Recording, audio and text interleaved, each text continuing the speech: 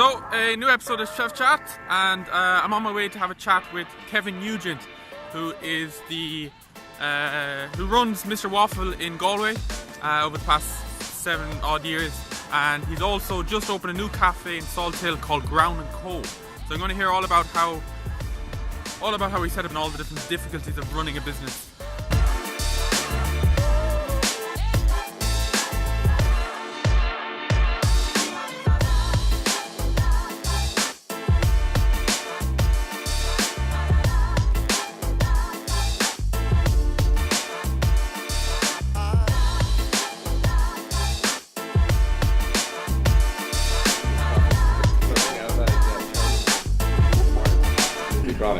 And then the same with lunches, I'm like, I might just grab a granola bar on the way around. Yeah, terrible. Yeah, I know. Yeah, it's bad. It's a really bad habit. If I don't get in on time, I don't get myself set up properly.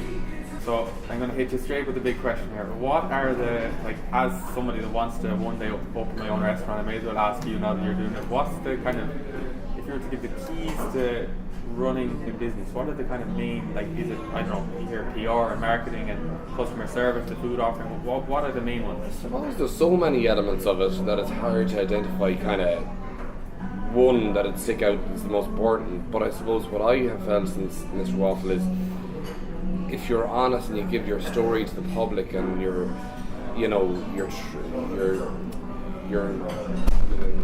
put everything into it, that the public kind of buy into it, and that's a big part of it.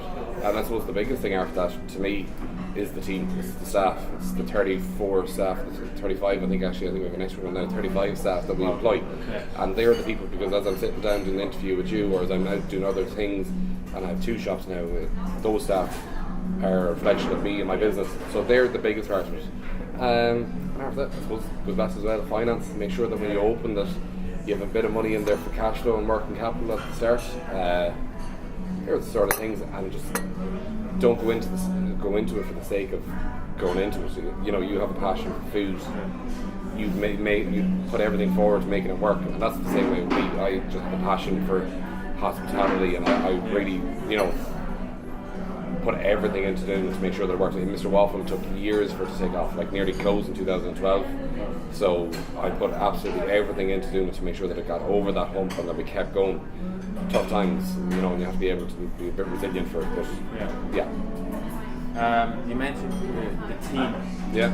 And that the team is everything. The team is very important. Now, we hear that all the time. Every kind of business owner, they always mention the team. I don't buy it half the time. With you, I do. I from what I hear and what I gather, even for looking at your Facebook, nearly every single post over the past year has something to do with the team. It's clearly, it is really important to that the team, and it's something that it's a huge focus for you on the team. No, it is. Look, I suppose in hospitality, as well, there's a high turnover of staff. Yeah. And I've been in hospitality as a supervisor before taking on Mr. Waffle. So the one thing I suppose, because I worked there, my relationship with them means an awful lot, because a lot of staff come in and it's their first job that they've had, and then they go on to they're starting as a kitchen porter, they're going to barista, they've learned in the kitchen, then all of a sudden they're with me 3 years, but you create a close bond with them. But it's because that you feel comfortable enough to leave the shop. For years I suppose I didn't feel that I could leave there just because I had to be there and I knew how to do things. But as you got to know the team of staff, you knew I didn't need to be there. I can take a day off. For argument's sake, my supervisor, Mr. Waffle, came in because his mother was a good customer. Then he got a job as a KP. Now he's my supervisor. My niece was hired because she was my niece, and I didn't think it'd last. And she's very good. She's brilliant. So it's having those sort of people around you, and we have fun with them, and we very conscious. We'd always do staff nights out as often as we can. They're quite famous for the level that they get to, but no, it's really good to have that sort of bond and connection with them. And what I always like is, I suppose I love to see them go on to the next level. The staff have left, and it's been kind of devastating because you create that rapport with them and friendship, and they go on to the next thing, but they're going on to bigger and better things. And that's all I'd love to see, that we've been that kind of stepping stone for them to go on to the next thing in life. One thing that I always hear as important in business setting up businesses, brand. You would strike me as one that is quite important, like Mr. Waffle, and even I noticed on your coffee cups you have Mr. Waffle kind of labelled everywhere. Yeah. How important is having a strong brand for your business? It was the biggest thing when I opened Mr. Waffle, and there was a few different elements in here, but it was definitely one of the key elements as well, because I suppose with a good brand, there's longevity in it, I feel. Right. The brand reflects you and what you want to do. So Mr. Waffle was kind of like a strong brand where I felt like I could grow it. It was also a fun brand, and I was at 25 when I set it up. I felt like I could do that. This was more a serious statement about food and stuff. And I suppose it's that thing of like, you could be driving along the road and then you see the orange cup, and straight away I go, Mr. Waffle cup. Or I'm driving home from ground here in Salthill, heading out to Knocknacarra, and you pass on the prom and the ground cup. And it's very distinctive. People see the yellow and the orange. So it was very important. And I suppose why it was important to me, credit needs to go to the graphic designer Ray, who did, he got what I wanted to do. So it took, a lot of time to get there. But like once I seen certain aspects and we included, I was delighted with it. Like Mr. Waffle, from the day we opened, was the exact thing I wanted. People were coming in and asking where did I get the franchise from. But now, because it was so good, I feel like people still think it's a franchise. It's not my own business that we set up here in Galway. And while it's great that they've shown that, they think that, oh geez, that's a fantastic brand, where did they bring this from? It also has the negative connotation of going, oh, that's a big, huge brand from America. No, it's actually not. It's set up by a guy from Galway. I get you. And that sort of thing. But the brand is definitely important, I feel, and then you get loyalty through your customers. Once the customers buy into what you're doing, and it's not the buy into the brand, but the brand is what you're doing, so then they do buy into the brand, and then they go around with that cup, and they'll come across nearly for the cup of coffee in Mr. Waffle from the college or the hospital, because it's better coffee, but just it's a nicer cup, and it's the brand that the nice reflects. And I think that's what we're going to be implementing here in Salthill in the next couple of years as well.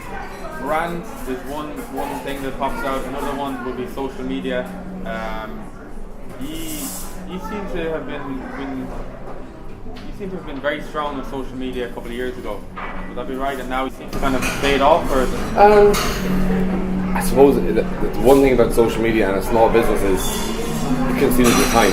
So like you work whatever amount of hours a day, and then you go home and you go, I need to put this on Facebook, and then you think. So now we're okay. I've somebody doing my PR for me, so they tap into a bit of social media.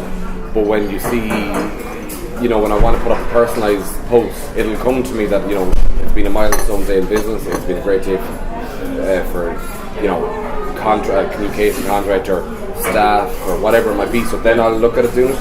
Where before I was nearly every bit of opportunity I had was social media did help us so much grow the business. And we do that kind of organic route. We don't do paid reach, so business can pay for an audience. We don't do that. We did it at the very start, but we've completely since about 2013 haven't paid for any of our posts. Why is that? Because you can organically reach people in a closer market. Like some of our posts get up to, I think, okay, when I put a post about it, open up here, it's actually got up to 96,000 or people have viewed that post. Now, you people might say, well, it only has 1,000 likes and this, but to me, that means that 96,000 people have read or seen that article. Now, they might have read the whole thing, but they've seen it, and it buys into what I'm saying earlier on about people seeing something and buying into the story. And that's why we use social media, I suppose, to reflect that story back. Any business person has low points. I'm sure. I don't know, but business isn't always easy. Running businesses isn't always easy. Have you had any low points in your career? Oh yeah, look, loads of them. Any you want to share? I suppose I go back to that point in 2012. I suppose if it wasn't for Rachel, my wife now, at the time, I was basically going to pack it all in. I had put every ounce of energy I had into Mr. Waffle, financially, personally, everything was got into it. I was in a massive amount of debt. I just couldn't see how it was going to get to the level where we could start. I wasn't paying myself anything. You're doing 70, 80 hours a week. You're doing so much work. But I suppose it was one evening in Mr. Waffle, and I was kind of had that moment, probably the lowest moment in it really, and I suppose only for Rachel was like kind of, you know, get myself together, you have to give it another go. And the next day, it's hard to believe when you look back, but it was genuinely the busiest day we've had up to that point. And I was kind of like, geez, oh God, that'll pay, you know, oh great. And then the next day was good. I think every day since then has actually just been better. Now there's obviously low points for different reasons in it, but that was probably the lowest that I got to in terms of just going to close up, just going to close doors and leave it be. Yeah, and it was a big thing because I was going, the amount of debt I was in, it was going to take me the rest of my life to clear the debt probably. The banks weren't going to let me off the hook, the revenue weren't, and I had staff there, and the staff always got paid. But I felt like I let them down as well, because you know how many staff I had at the time, maybe 10, 11, I don't know. And I was kind of going, they're going to be gone, and they're going to be out of a job, and I was going, all these people that I've let down. But it wasn't that I hadn't given it my best effort. Yeah. So that was the lowest point, definitely. And there's low days, you know, so often as well. Yeah. But they're for different reasons, and they're minor things now, really. Not at that level. Oh, that's mad. Yeah. And you opened at 24, 25. Just say a 25-year-old guy comes to you and says he wants to open up a restaurant or a cafe or a food business. What advice would you give them?